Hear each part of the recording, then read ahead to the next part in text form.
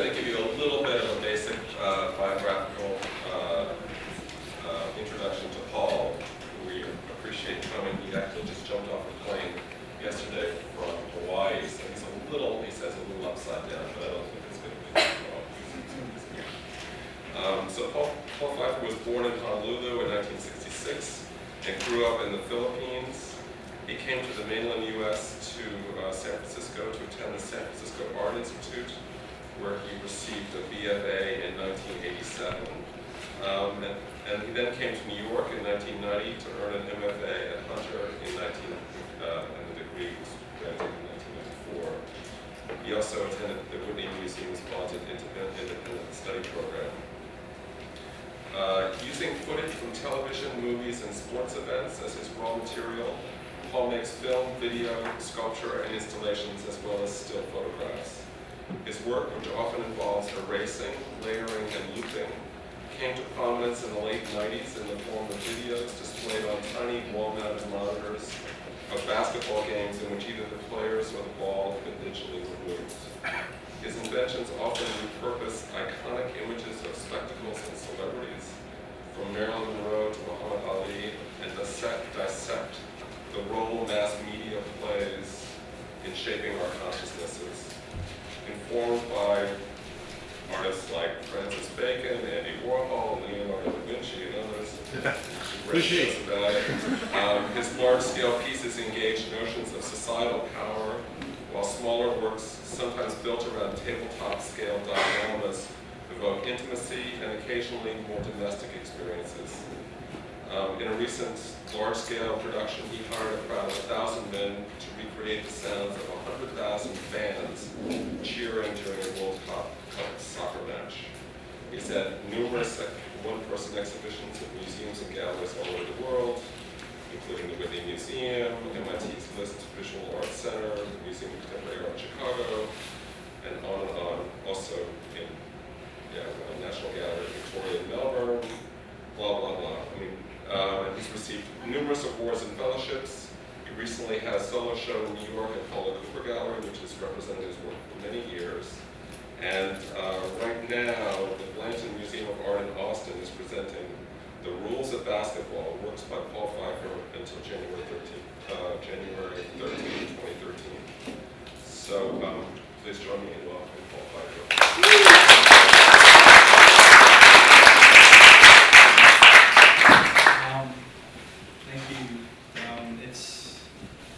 I got off a plane yesterday from Hawaii and I couldn't sleep all last night, so excuse me if I start to get weary or if I start to not make sense. But I'm excited to be here, and I don't know, it just feels like a nice moment to kind of go over the whole span of work, and I tried to choose a range that I hope would be interesting. I'm going to go right into it. And maybe save the talk for later. Okay, so I'm really not going to say much. I'm just going to kind of speed through these.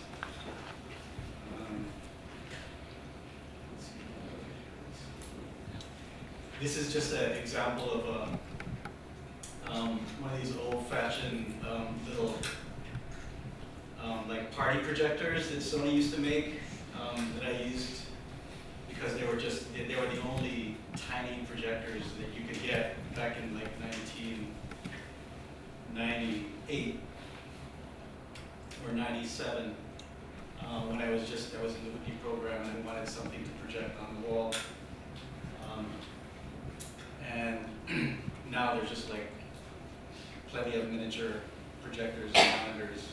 But at the time, it was unusual. It was unusual enough that I got known for it. Although this is the same projector that Tony Arshler, I guess, was using.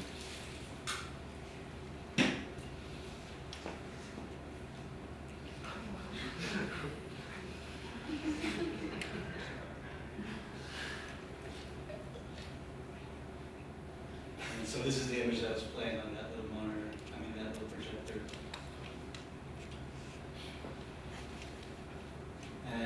title of this video is "The Pure Products Go Crazy."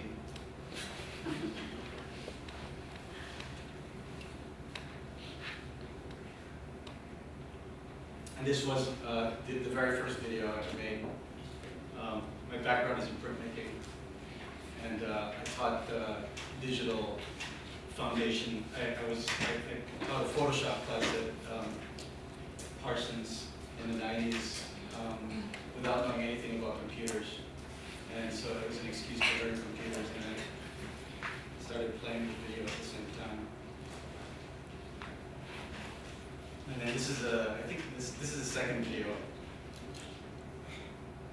Oops.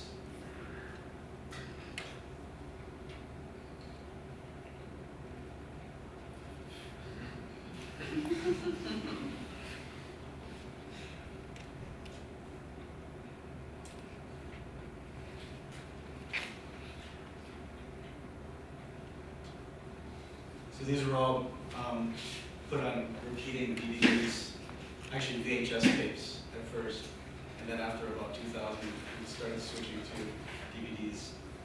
So they were just, you were meant to kind of go up to the wall and just encounter them. There was no beginning or end. When did you do this one? This is 1997. What is that fragment of a piece of fiction? This is a fragment of crucifixion, and the process was so new at the time that the way I did this was I made a film strip in Premiere, and then basically, used the clone tool frame by frame in Photoshop and turn it back into a video afterwards. So I could remove layers on the cord and stuff like that. Oops. So then, this is a video called Orpheus Descending, and it's on a different scale. This is a commission from the Public Art Fund that I did with the Public Art Fund in 2000 to 2001, and the idea was I had a studio at the time at the World Trade Center through Lower Manhattan Cultural Council, and so the idea was to show this video in the World Trade Center, and what it was is literally like a 2.5 month long video broken down into, I think, it was one VHS tape per day for 75 days. And it showed some eggs incubating an incubator. Then after about a week and a half, the eggs hatched. And then you watch these chicks grow to full adult chickens in a unnamed location. And at the end of 75 days, which is when this breed of chicken reaches maturity, the video just ended. And it was played in the World Trade Center in the sort of the pathways that commuters go through every day on sort of advertising monitors, Bloomberg let us use, so that in a sense it was made for the captive audience of commuters going through the World Trade Center. It started on Easter Sunday, 2001, and ended 2.5 months later. It must have been one of the last artwork shown right before the building collapsed.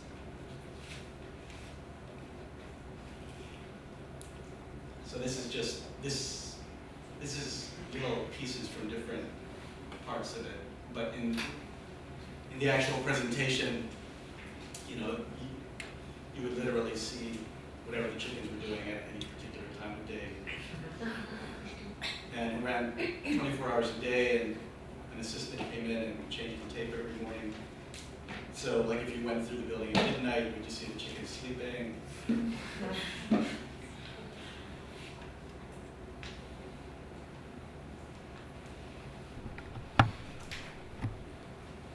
So this is another little miniature video armature for this piece, John 3:16. This was made in 2001.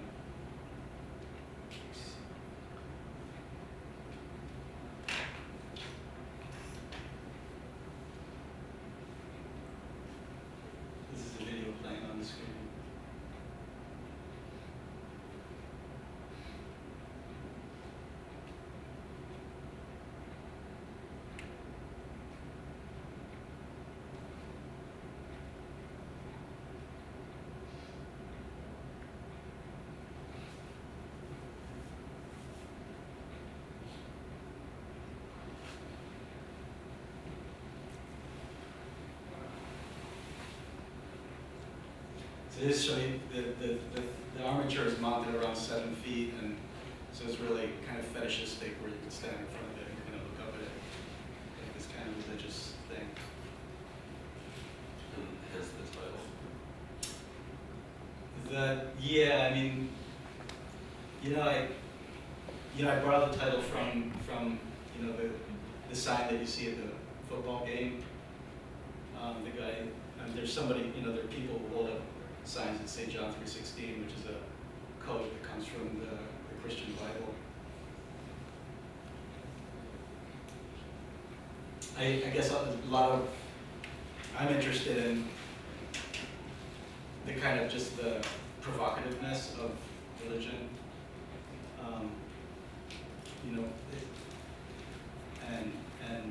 and its kind of embeddedness in society, and like how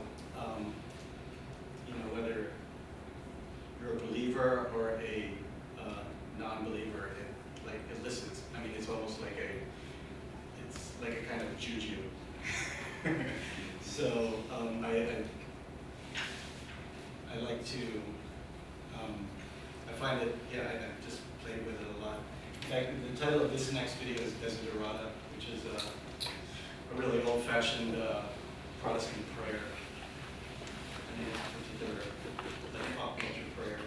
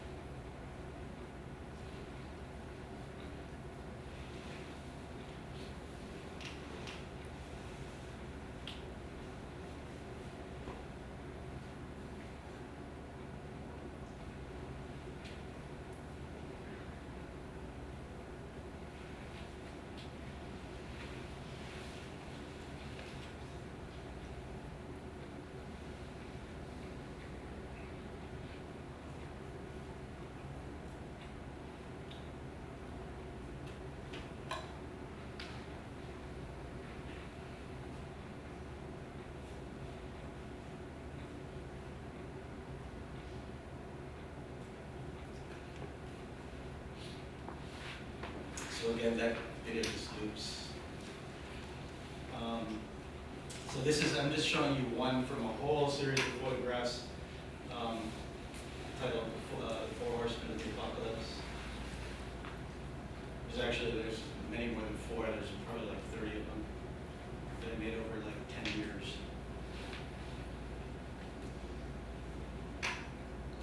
This is one of my favorites. And it's about like 4 by 5 feet.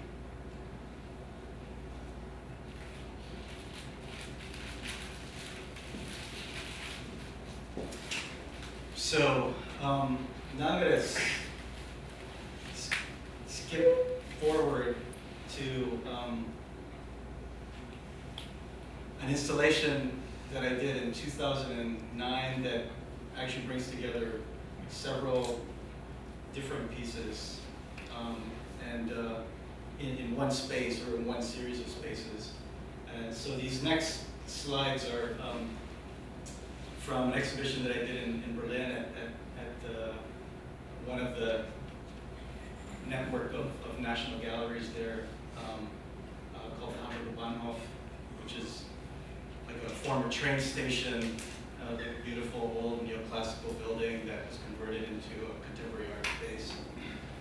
And in 2009, I got to do an installation that's called The Saints, and it incorporated several different pieces made at different times, kind of strung together. And this is really great for me because, you know, I'm sometimes working small, but also really like I'm really interested in not just working small, but like thinking about video in relation to architecture, since I feel that's kind of naturally the way video exists, is embedded in architecture, and in a way video is actually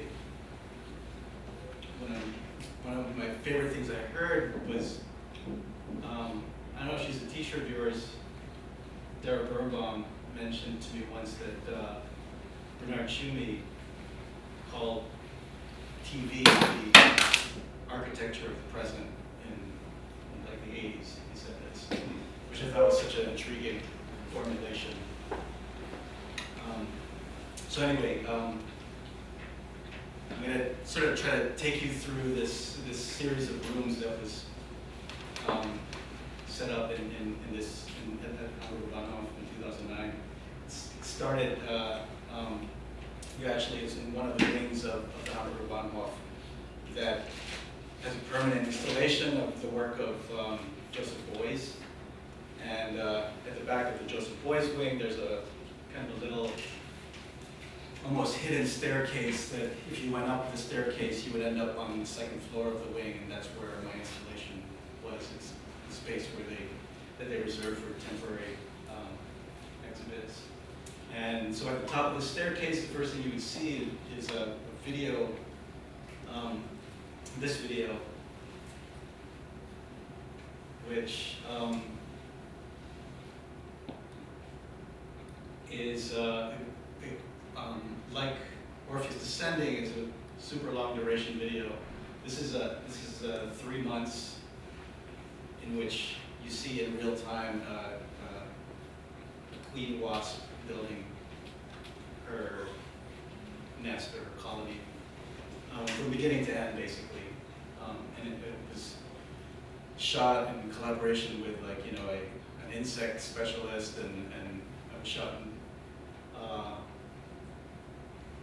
a situation outside outside of Athens, Georgia, over a 3-month period, and it was shot using a digital video camera that was sort of recording to a hard drive, converting like video packets into QuickTime files.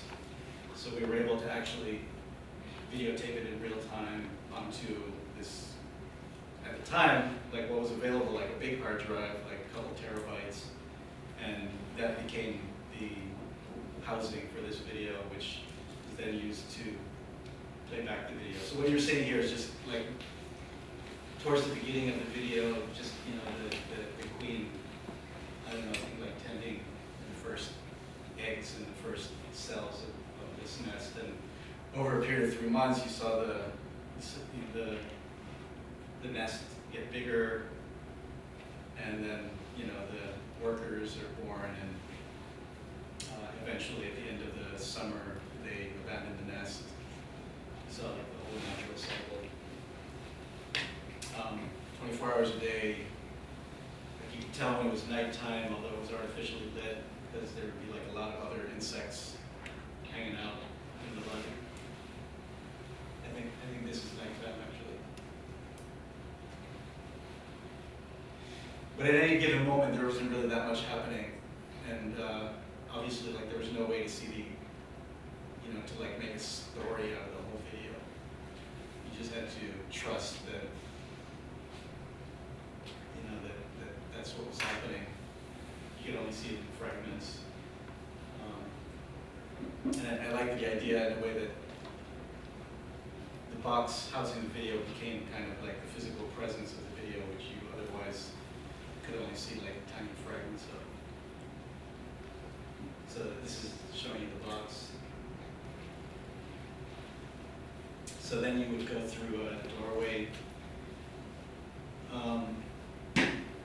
and you would hear this somewhat faint sound of a crowd.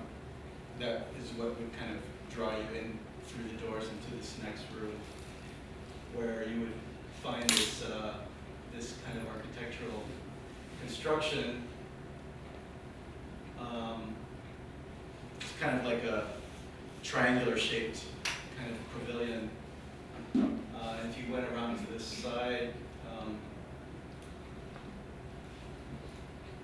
you could look into it, and these one-way mirrors completed the stadium floor.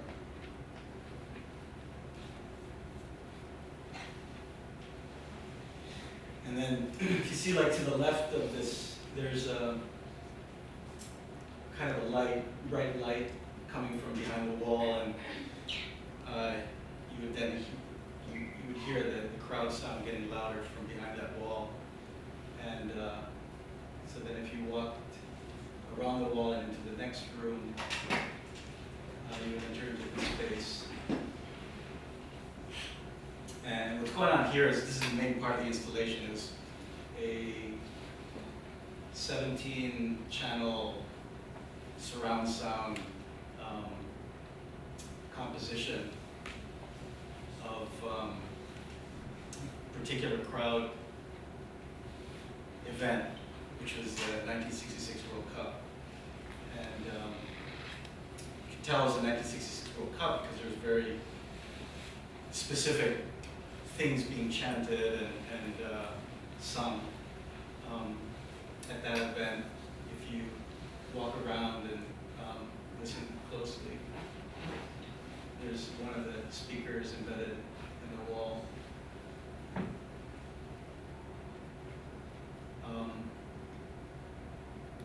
1966 World Cup, the significance of it is that it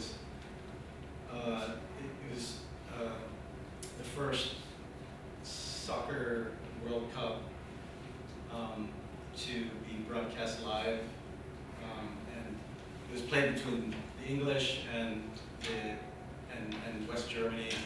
It's the only time that England ever won a World Cup, and there was like a controversy because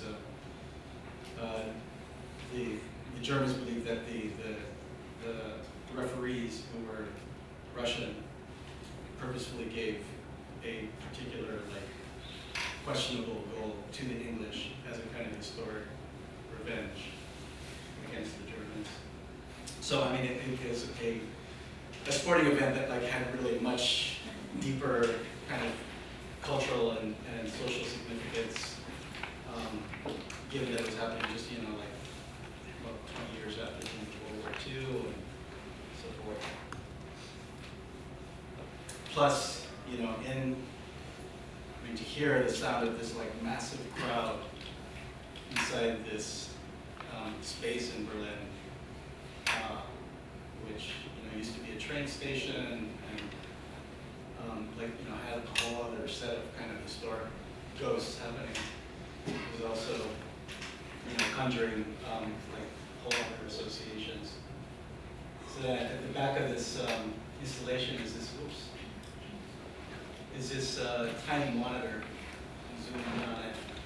It's about the size of a doorknob, and these are some stills of the video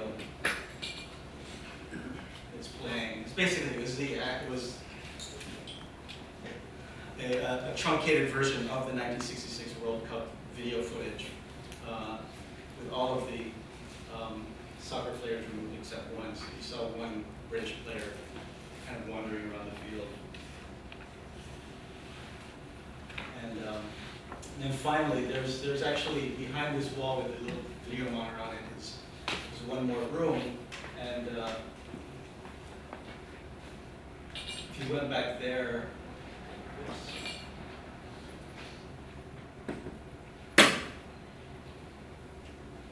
you saw the last part of the installation, which was basically a documentation of the way that the sound collage was made. And the way it was made, as was mentioned before, was it was actually performed and recorded in the Philippines using a hired crowd of non-actors, 1,000 guys in a IMAX movie theater and a shopping mall, who over the course of several days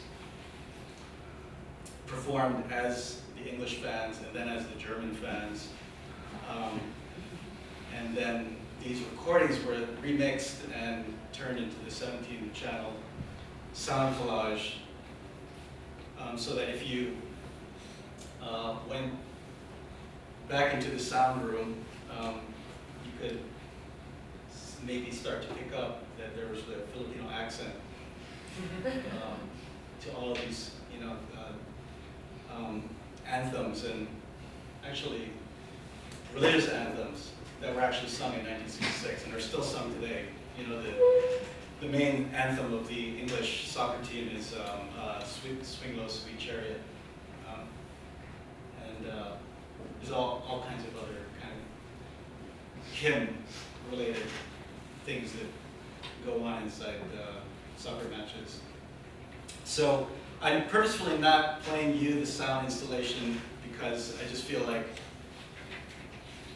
it's a letdown to try to show you like a 17-channel sound installation on computer speakers or whatever.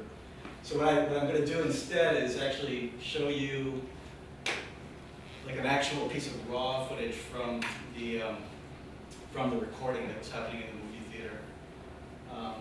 It wasn't just there's these 1,000 guys had no relationship to the 1966 World Cup. These are like young guys in their 20s who had no idea. Weren't even alive when the '66 Cup was played. So really, like, the whole thing was highly fabricated, and it was approached like a study in crowd sourcing and crowd dynamics. We basically like pre-trained about 100 guys who functioned then as cheerleaders, and then we took the group of 1,000 men through a series of kind of games. And this particular game was the game was to basically to cheer for a goal without making any noise.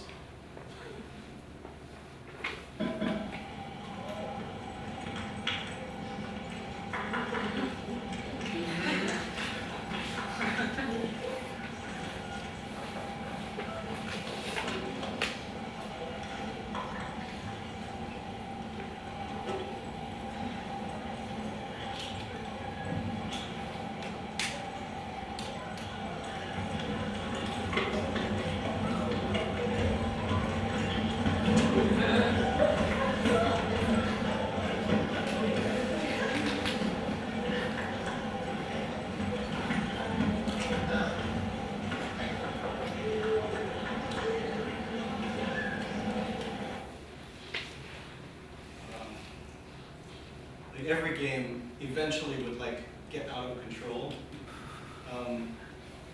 and that was the whole point. Like, we actually, gave everybody as much coffee and actually Red Bull as they wanted to drink. We did things like we played not images of the '66 World Cup, but actually images of fights of Manny Pacquiao, just to kind of like rile people, the crowd up into like almost a near frenzy. And at the end of the day, they finally just like shut us down because they were afraid that we were on the second floor and they were afraid that the building would actually collapse. So these next photos are actually, it's like a group of photos called the 24 Landscapes, and they're all, it's basically Photoshop images of Marilyn Monroe on the beach. Obviously she's taken out. And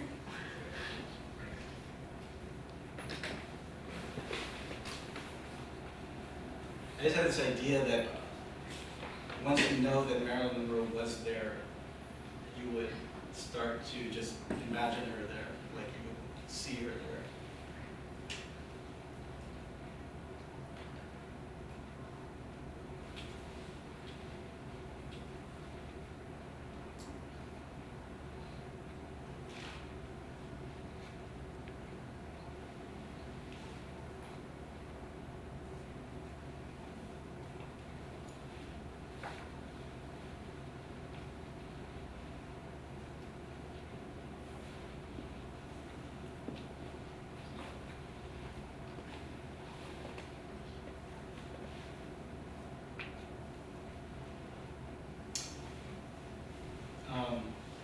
I'm going to show you just a few. I'm almost done, actually. I just wanted to show you production stills from, or production images from a project that ended up as a sculpture. And this is a piece, a sculpture that was made in 2008 for the Sydney Biennial in Australia. And it's called Protrusion Figure. The idea was to take, I worked with the architects in Sydney who built the Olympic Stadium in Sydney in 2000 and took their design for like a 100,000 seat stadium and worked with their designers to expand it into like a theoretical 1 million seat stadium. And then took that design to Manila and basically hired like a village of craftspeople, mostly women, to actually fabricate an architectural model of this 1 million seat stadium with every seat actually articulated.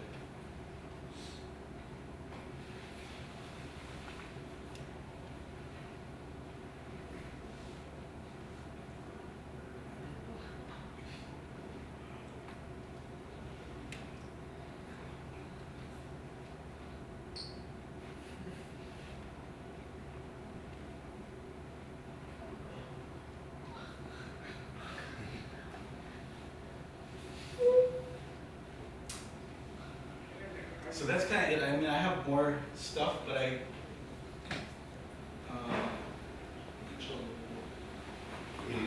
maybe this is actually, yeah. So this is a video called Morning After the Deluge, and that's an installation shot of it, and it's about 20 minutes. And so here I've got like the thing in real time. And I thought maybe we could just let it play, actually. Since it's basically like a slow video. And what you're watching is it's actually 2 video images that have been not spliced together time-wise, but spatially spliced together. One is a sunrise. Sorry, one is a sunset happening over the ocean. Right now it's upside down. This black line is the horizon. It looks like ants. It's actually, it's waves on the horizon. And the sun is setting, but since the image is upside down, it's setting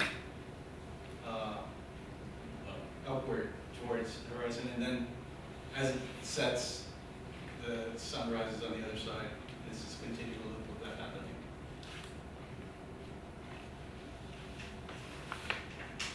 So we can look at that and have a little conversation and ask some questions. You want actually, I think the interrupt, do you happen to have the slides of the whole group installation? No, we don't have to do this. The most recent show. Because I think it's okay. We can turn off one of the slides just so have a little of that up there. Yeah, is that okay? See that? Yeah, that's better. I could push them out. No, it's okay. I just, several people here I know saw the show and sort of had a couple of questions about it, but maybe I could just describe it, or maybe you could describe it just a little bit, just for the couple people. Shall I describe it a little bit? The core of the show. Sure. That sort of the center of the main room of the show had an architectural model of Walt Chamberlain's bedroom, I guess. It was this octagonal diorama of, it was in a waterbed that was surrounded by kind of couches. And the diorama was at sort of chest height, or so that one could look into it. And it had mirrored glass around it, and this space was this waterbed that he had in his house in Beverly Hills or someplace like that, where he had kind of these sort of pleasurable orgy evening kind of thing. Well, that was was a myth. I Okay. mean, you know, it was, I mean, for me, I guess just to, the way I would give the background about it, and I must say, you know, this is like, I mean, in some ways I avoid talking about it because it's so fresh, and I in some ways think that it might actually constitute like an unfinished project in its current form.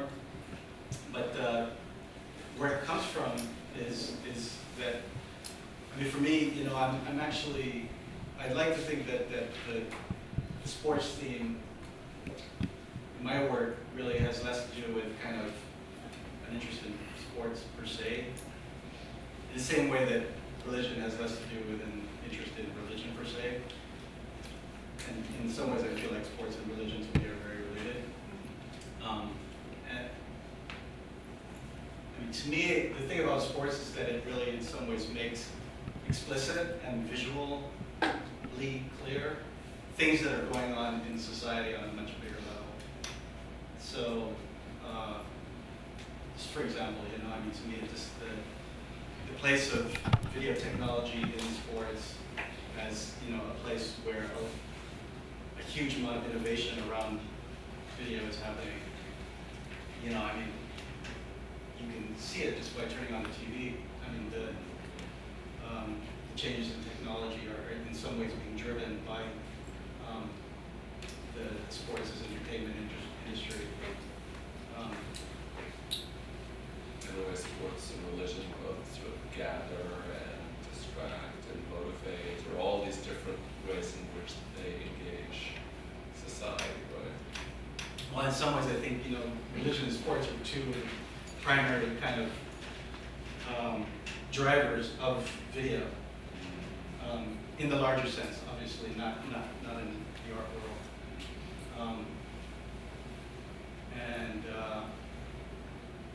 Yeah, so that's the interest, and yet, over the past 10 years, I feel like maybe that true kind of interest in the use of sports images has kind of gotten lost in just the sheer kind of like, you know, the thing about like sports becoming the thing that, you know, that I supposedly do. So, you know, in some ways, I mean, it's like a kind of an uncomfortable collaboration with the University of Texas in Austin that's going on right now because, you know, they're very serious sports people down there, and they've kind of like invited me down to, you know, to show basketball images and to wear that mantle. yeah. And you know, this is being patronized by people who are both very serious, you know, supporters of contemporary art, and also very serious supporters of contemporary sports. And you know, UT Austin is, you know, they regularly churn out students who go into the NBA on an annual basis. I mean, there's a couple of people going from the Longhorns team into the NBA, you know, every year. So it's huge. And UT Austin is also the first school as of this year to form a partnership with a major broadcaster, ESPN, to actually open a broadcasting facility on campus. So, in a sense, you know, they're pioneering a movement in which professional sports is paying for academics, in a sense. And they're the first major university in the country to do this. They're also the only university at this point in the U.S. to have separate men's and women's athletics departments. And it's not the men's, but the women's athletics department, which is pioneering this partnership with ESPN. Anyway, that's... Well, I mean, yeah. I just want to say that the connection with Will Chamberlain is that, you know, given that the Paul Group show is my first show in New York in 5 years, And the same work is actually up at UT Austin at the same time, this Wilt Chamberlain project. You know, I really wanted to try to take the opportunity to kind of try to make a connection, you know, between sports and kind of like a larger kind of societal context. And in a way, the interest around Wilt Chamberlain is the fact that at a particular moment in the 70s, he was really like, you know, he was kind of like, I mean, sort of forgotten along with everybody else now. But at the time, he was kind of like, you know, a major role model, kind of like Hugh Hefner, in terms of, you know, promoting this idea of like in the 70s of like total liberation. Hedonism. And hedonism, yeah. At the pinnacle of society. Yeah. I mean, one of the reasons I kind of wanted to talk about, or just want to have you talk a little bit about that show, is because, I mean, I know there's the whole side of you perhaps being saddled with the mantle of being the guy whose subject is sports, and I know clearly it isn't entirely, but that's just sort of one of its tropes. But there's another side which sort of, I think, the pieces that have the work that has dioramas with it, I mean, including that, or just the scale of diorama, and then also in the Paul Cooper show, that other video, which was of a family going to the San Diego Zoo, I guess it was, seemed to kind of bridge from this sort of spectacle to the kind of human, sort of individual scale, you know, how one deals with a diorama, or, you know, like the million seat stadium, where you have this like vast space, but you wind up then creating this thing for, you know, a relatively few bunch of people to kind of interact with, to then down to that, the video of the family, which sort of brings it down to a kind of domestic, Right. and yet historical level. And so just wondering about how you kind of deal with this sort of, or, I mean, I'm sure it's deliberate, the kind of oscillation between the very large and the very small monitors. Right. Well, I mean, yeah, that's the trick now, you know. I feel like when I did Fragment of the Crucifixion 10 years ago, I'm being like, really, you know, I'm not invested in anything but kind of, you know, the ideas and the conversation. So, you know, obviously there was like a very different context for that work 10 years ago versus now. And, you know, in some ways the challenge for me now is to, like, you know, take the kind of platform that has come to be in terms of, you know, the kind of trope of sports, and to you know, to open it up so that you know, so that the real inspiration, you know, gets to be heard again. And so I mean, the question you raise of like how to, I mean, of bridging the spectacle with, you know, with what's really going on, like maybe with how it affects a person or a life or lives on an intimate level is, you know, is a really big question for me, and in a way that's why I say I feel like maybe that project is incomplete. I'm going to just tell you, like right now I'm working on another element that I hope in the future to add to that installation, and in a way it relates to the inspiration for this whole show, which was that, you know, I like this, basically I'm just going to kind of describe the background story of this a little bit, even though I realize, you know, this wasn't part of the public conversation in this show. You know, the inspiration for that show had to do with the fact that I have a guy who works with me as basically my main editor, and I originally went to San Francisco Art Institute with him years, I mean, you know, 20 plus years ago, and just in the last couple of years, he discovered that his dad was Wilt Chamberlain. So the strange thing about that is that, you know, it means that without knowing it, he was editing images of his father. Wow. for me. And so, really, like the big question at the heart of this show at Paul Cooper was,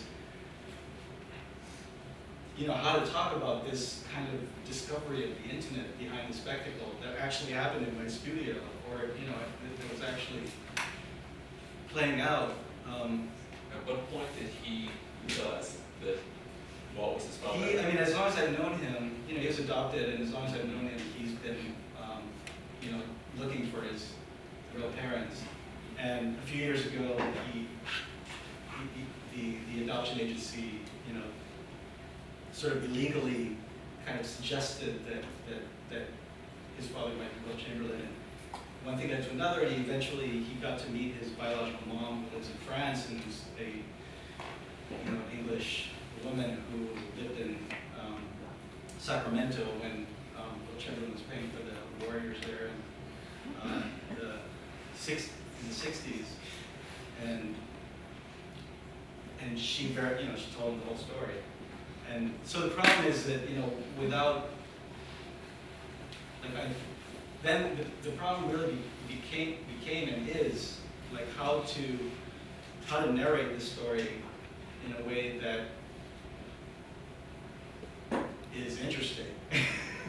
Because the story itself is fascinating, but it's not art per se. It's just tricky. And was the family footage actually theirs? No. So that's actually, well, that video, that film from the 70s of which was great. Kids, these kids going to the zoo and with their colored balloons, and you must have erased some stuff from it, but it was like, It's like it was this strange kind of, it wasn't real. That wasn't my friend's whole movie, and yet it's not his family. That's he doesn't actually. It's unclear the circumstances of this film, which is partially scripted and shows this group of kids, primarily black kids with white adults on a trip to the zoo, and so the maker of the film. It sort of tells a story, and yet who's telling the story is kind of unclear. But that's so much. In a way, this whole story about Walt and everything, and this sort of the sort of behind the scenes story, raises the whole topic of erasure, or as you say, what gets revealed, what doesn't get revealed. Yeah. Your work is so much based on presenting parts of something, presenting almost sort of facts or fragments of facts, and then there's been stuff that's been obscured or held back or not released, and in a way it's not so different from the true story there. So maybe maybe this whole, we could talk a little bit about just the rhetoric of erasure and how that's, it is kind of your a big part of your voice in a sense. Well, technology is really, so much, it's more and more clearly about the capacity to, alter images and erase things. And to me, what the background of printmaking, in a way, what interested me in video and any kind of technologically mediated image making is that it, the process itself, the material itself becomes an analogy for the process of the neurological process of memory. I tried to paint before I started using video, and I didn't have a feel for it. But as soon as I started working with video, it appealed to. It was natural for me because the very nature of video and then digitally manipulating video, to me, whatever the image is, it describes an experience that I recognize as being current and something which is happening to us and to me, in my life, in the sense of being having a lot of assumptions shifting because of the advent of digital media. And I mean, what I really want to say is that, the thing, in a way, the driver for me behind this work was always the idea that, I was using video literally at the point when digital technologies were arriving. And so, that these images of people screaming or of things being erased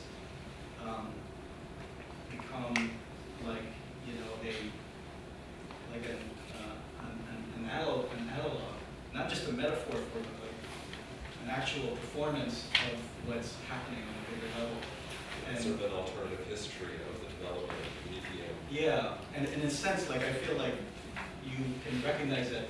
I recognize it visually, that I respond to, there's a certain kind of seduction of video images and photographic images because they, speak to me of the experience of going through the wormhole of digitization. In some ways I identify a similar thing with the work of the appropriationists, the picture generation. Pre-digital, picture generation, people like Richard Prince. To me, that work is so powerful because it literally describes what's happening to society. And in terms of advertising imagery and the kind of the repackaging of reality through erasure, reframing, yeah, just through advertising, through magazine advertising. And what he's literally doing is in a way stripping the content away to reveal the process.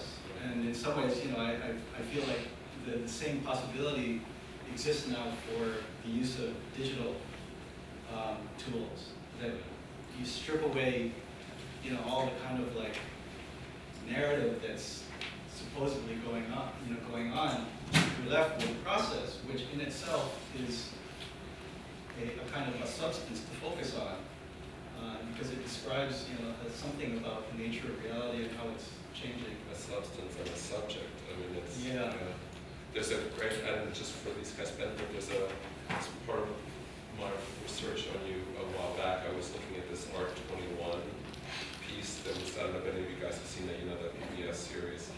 And they're just in terms of how your trajectory has sort of mapped the history or the evolution of digital.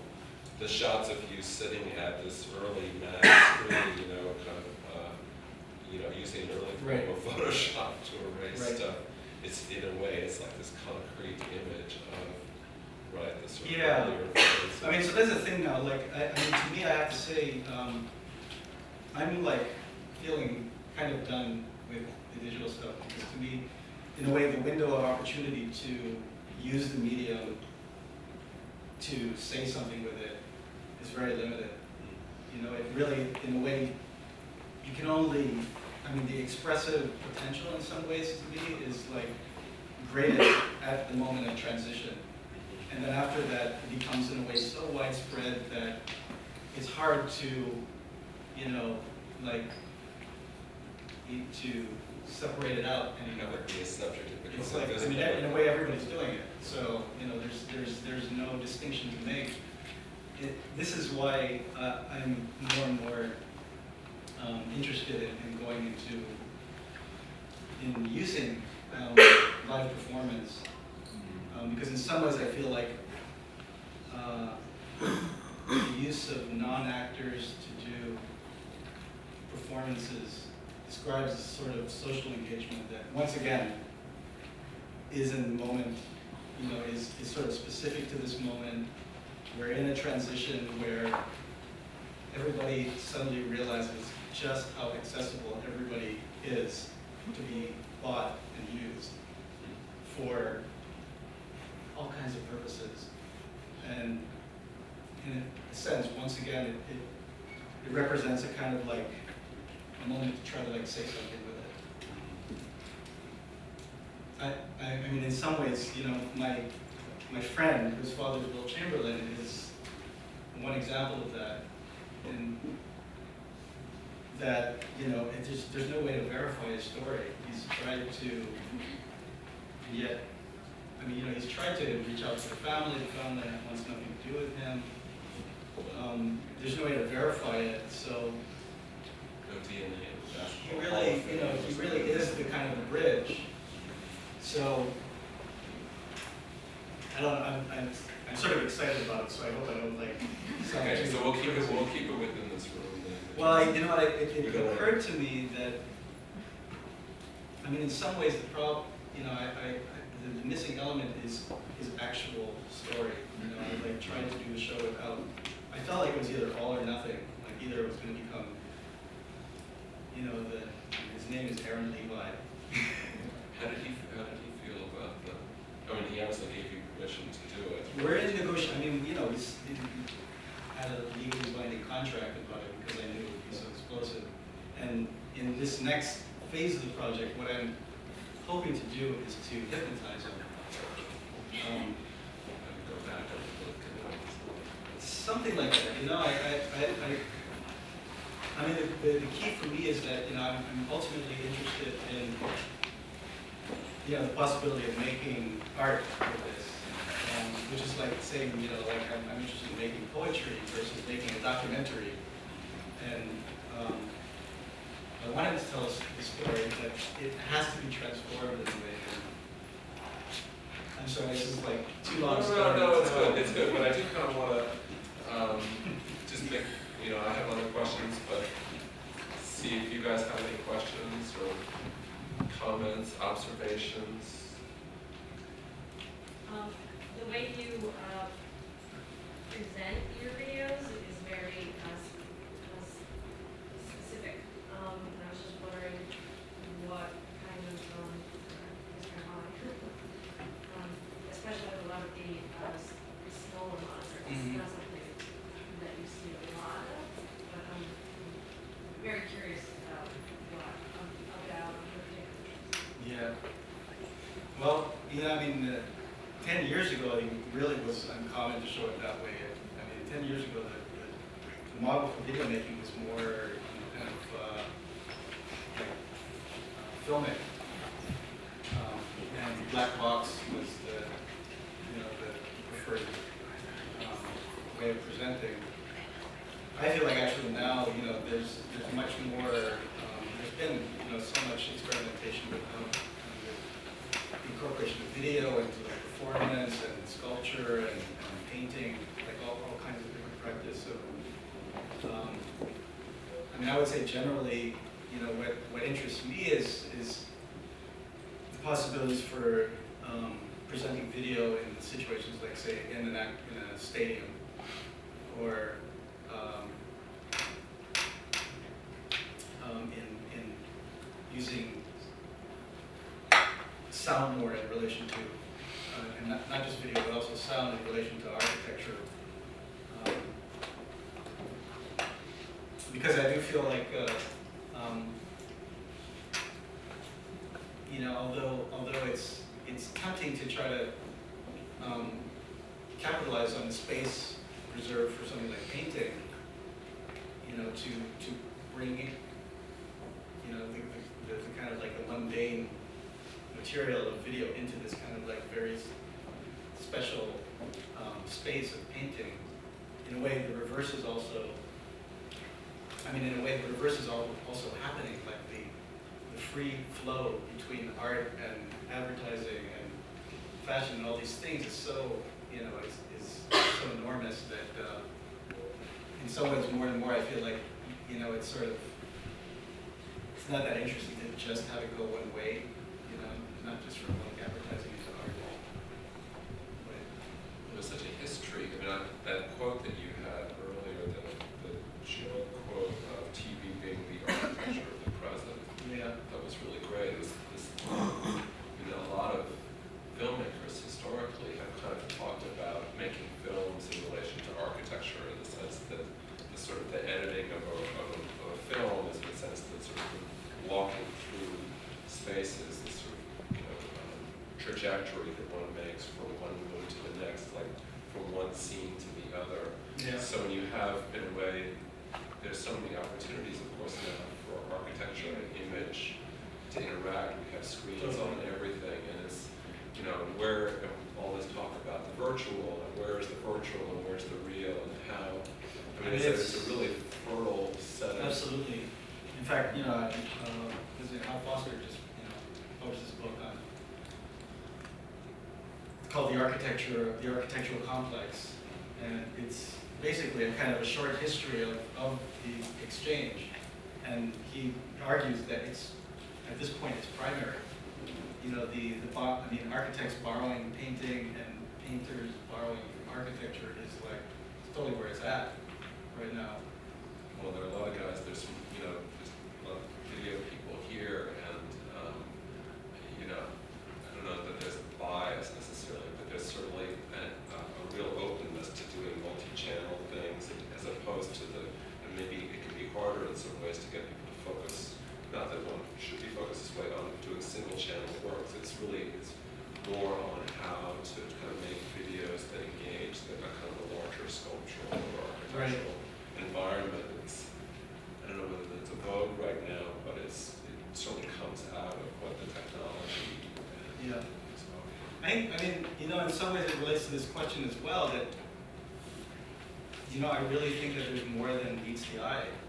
You know, that I don't think it's just cynicism to say that there are larger forces at play that condition the images that are being made. You know, for example, to me, you know, you can't ultimately really separate, without losing something, a single video image from the entire infrastructure of broadcasting, which is invisible. Because, you know, if you do, then you're missing what's really happening. You know, and that's, in a way, that has to do with marketing and, you know, with economics. But it also has to do with influence and with perception and even with, like, you know, like control on a neurological level. I mean, that's what advertising is to me, is, you know, like a real attempt to condition behavior. Get inside people's heads, yeah. And that's the engine that's driving image making right now. So how do you represent that? To me, in some ways, you know, unless you take architecture into account, you're sort of missing the boat of what's really going on at a substantial level. So in some ways, going miniature is, I mean, if you know, all of those miniature mounts are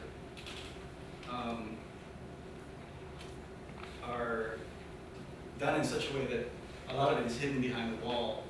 So, you know, in a way, the miniature also implies that there's a lot going on behind the wall in a way. You know, it's sort of just, you're seeing just the tip of the iceberg when it's miniature. Behind all the video. In that sense, to me, the miniature is actually very similar to the gargantuan. Talking about that, the stadium, how did you present that work? Because I found the images of the women working on it a lot stronger than the actual pieces. Yeah. And I have the feeling that for you, this was essential too, that they are the ones building it. Yeah. So how did you present that in the end? Well, it was an experiment. You know, if I had it to do over, I would have done it as a film. And in fact, I just got a small grant to do the research to redo that project as a film. The way it was shown was, I mean, it's only ever been shown once. It was fabricated in parts in Manila, and then it was packed in, I think, like 8 or 10 crates and shipped to Australia, and then, you know, a small team of the fabricators from Manila went with me to Australia, and we put it together. But it was, you know, it was really like, it was jerry-rigged, and you know, it was just, the physical object itself was a nightmare. It really was meant to. How big is the hole? It's like 24 feet wide, and you know, just like not constructed to last. It really was more of like a stage set than a physical sculpture. But what I mean is, when you present, was there some indication, some information as of who built it and how it came to be, or just have the object? Yeah, well, it was a limitation that, I mean, I could have done a documentary display. And in a sense, I mean, it was just, you know, it was shown once for a few months and then taken down, and it's never been shown again. So at this point, the way that it is primarily seen is in like a lecture like this, where I'm mostly just showing the production images.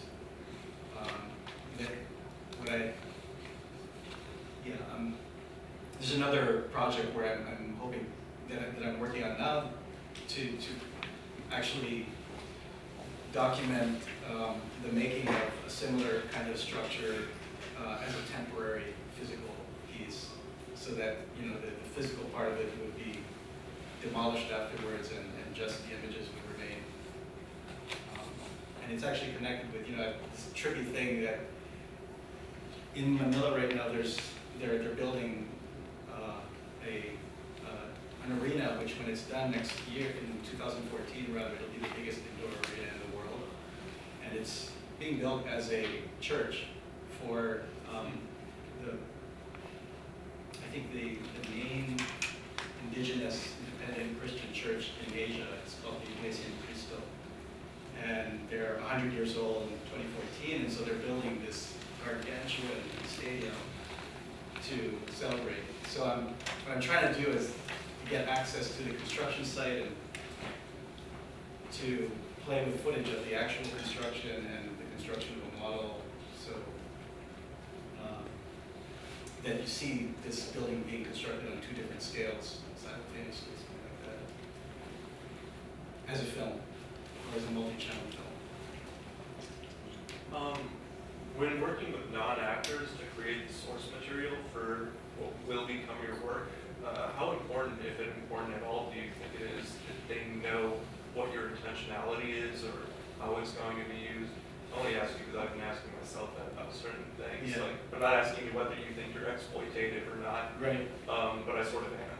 Yeah. So, I've actually found that the results are better if the people you work with know what they're doing and are 100% collaborating with you.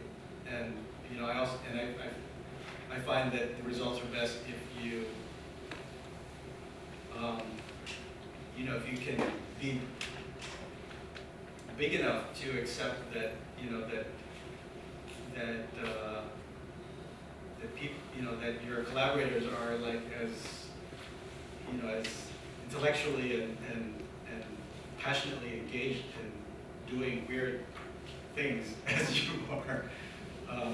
They actually, you know, it's just more fun, and the results are better. Like those 1,000 guys, I actually did the recordings twice. The first time I kind of tried to subject them to it, and it was just impossible to get the energy level high.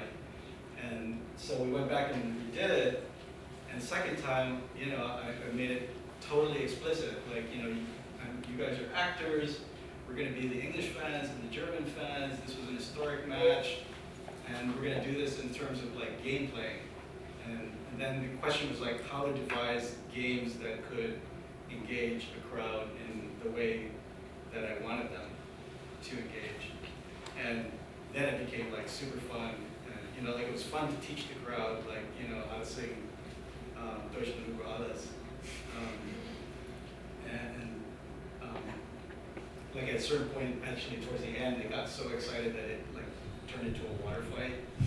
You know, everybody had water bottles for drinking, and they just got so excited that, you know, at the end of the actual documentation film, you just see like water going everywhere.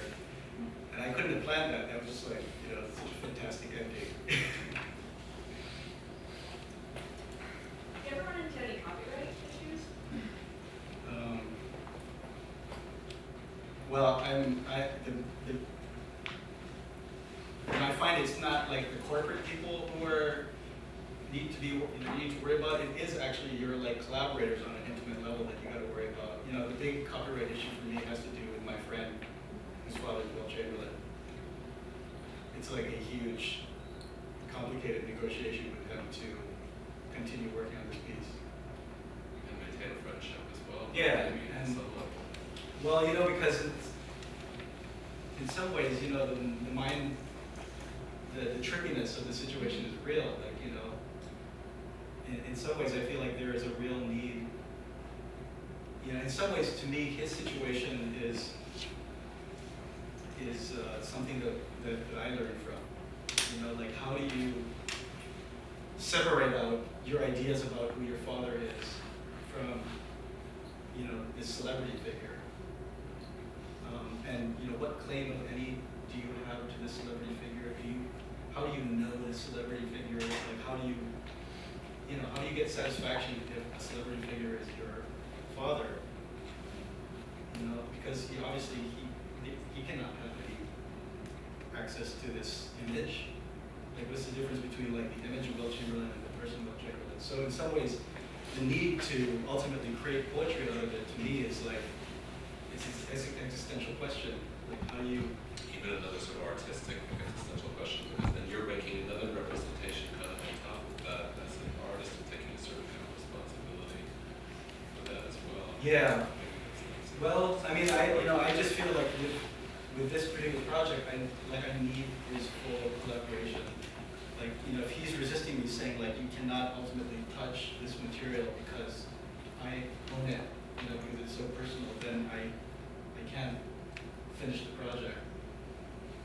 On the other hand, if he like, you know, finally decides to like play with the material with me, then we could do something interesting.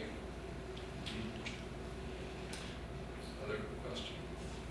I was wondering about the sound, like, do the other pieces you've shown us besides the World Cup, do you have sound, and if not, what's the function of being silent? I haven't traditionally, like, I haven't played with sound a lot, and I've always liked the idea of videos being silent and of, you know, breaking the connection between sound and image. Like in the Sense installation, you have that big room with the sound installation but no image, and then in the back room, you have the image of the crowd that's synced to the sound, but there's no sound in the room, so there's like a distance between the image and the sound in two different rooms, and it's always muffled basically. So the key thing for me is about the strategy of, in a way, opening up space by disconnecting sound from image. And in a lot of cases, I do that by just not having sound at all, and then the hum of the projector becomes the sound. If anything, like in the wasp nest, the hum of the projector becomes like the sound. You've also done pieces where you've erased sound, like what's some, I don't know, there's one like where it's just all you hear is the breathing. Oh yeah. Is that There is one of the Muhammad Ali fights. the rumble of that one? Yeah, it's the Thrilla in the middle. Where they're, It's like, you know, it's the knockout round of the fight where the fighter moves, so you just see kind of like these. the ropes and the sort of ghosts Yeah. of these.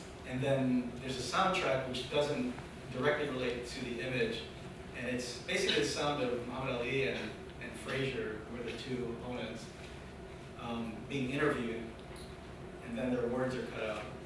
So you hear all the, you know, like the kind of space in between the words. So there's less, so the way sound is being used today is a little less like that. Because that seemed like it was a real analog to the way you were editing the sound, again, just by erasure, Yeah. actually, to the way you're working with images. And maybe now it seems like these sound and image and architectural space are all Well, kind that's- of operating on more Yeah. distant channels Totally. in relation to one another. I would say, I mean, in some ways, the sound question relates to architecture in the sense that, you know, like in terms of presenting video, unless you do a black box, it's it's a question of like how do you present video in a, and to me it's a crucial question because in a way, how you approach a video is different from how you approach a sculpture, different from how you approach a painting. You know, basically like how you approach a sculpture or painting is not temporal. I mean, it's temporally open. Like you know, the viewer gets to decide how long to stay and you know how to kind of exit and enter. Whereas in a traditional movie, beginning to end, you're basically absorbed in the sequence, and you don't get to interfere with that. So the idea of presenting video in the space of architecture or sculpture or painting really has to do with like you know setting it up so you have that kind of freedom associated with painting or sculpture. And I think that you know what I learned from the Saints installation is that the sound can function in this way. That you know, in that installation, in some sense, the sound becomes like the envelope for experiencing the video, and that envelope is it's not just sonic; it's architectural. You know, it's not that you're not seeing anything; you're seeing the architecture there and absorbing the sound. And so in a sense, you're walking through a sculptural space before you get to the video. Yeah. I wonder if maybe you would also just say a little bit about your process, because when we don't haven't really met before today, but you were just telling me that you don't really have a studio. You kind of, I mean, I think it's always interesting for us to know how people work. You know, kind of a little bit of the, I don't know, whatever it's the day to day or the envelope of one's activity. Yeah. Well, I don't know. I don't have. I'm almost tempted to go back to like film production school because I find more and more that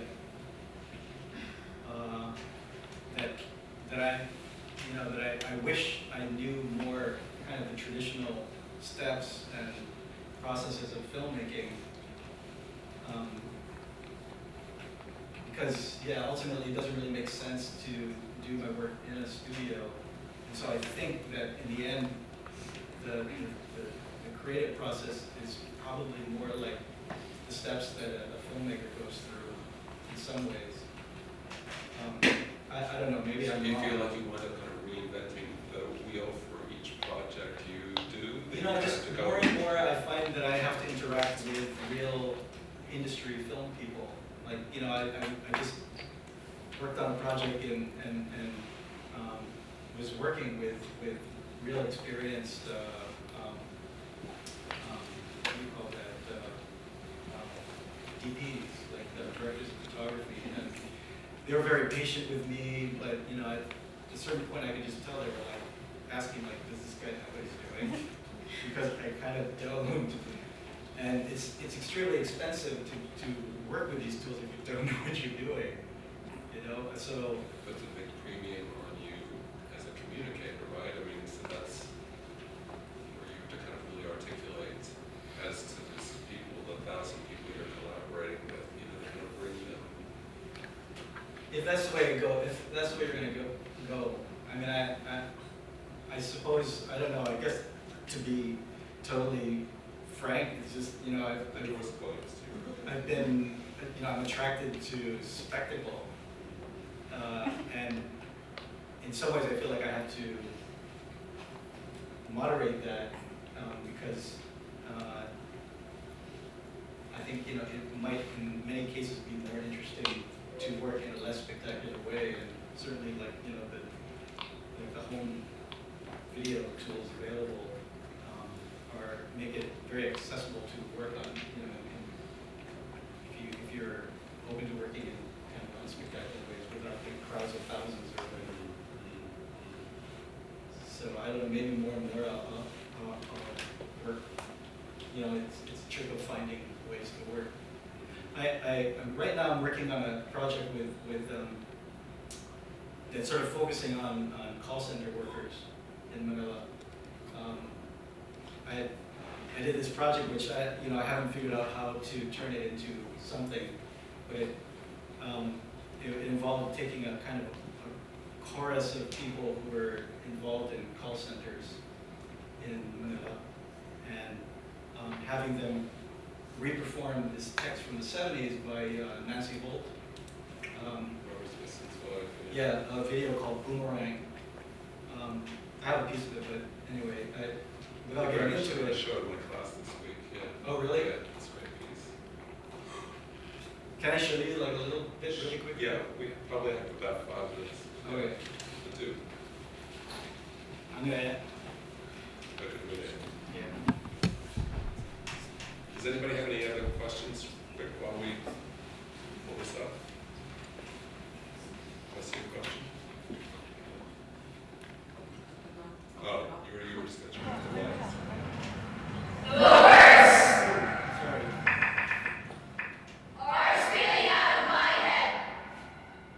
maybe you should just set it up.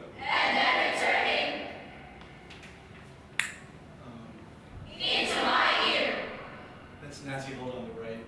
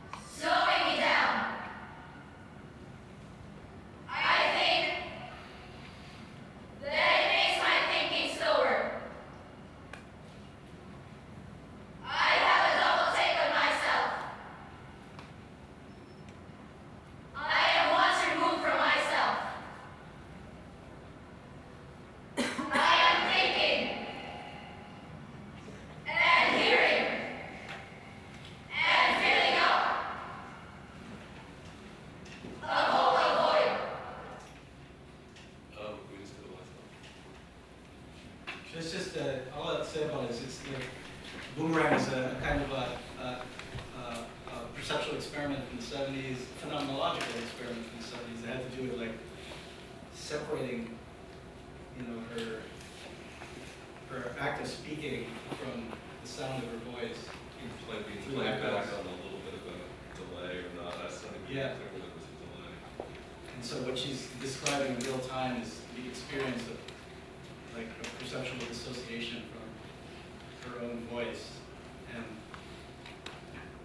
so I thought, you know, that it was bringing out another kind of nuance of that text to work with these other speakers. So thank you, Paul.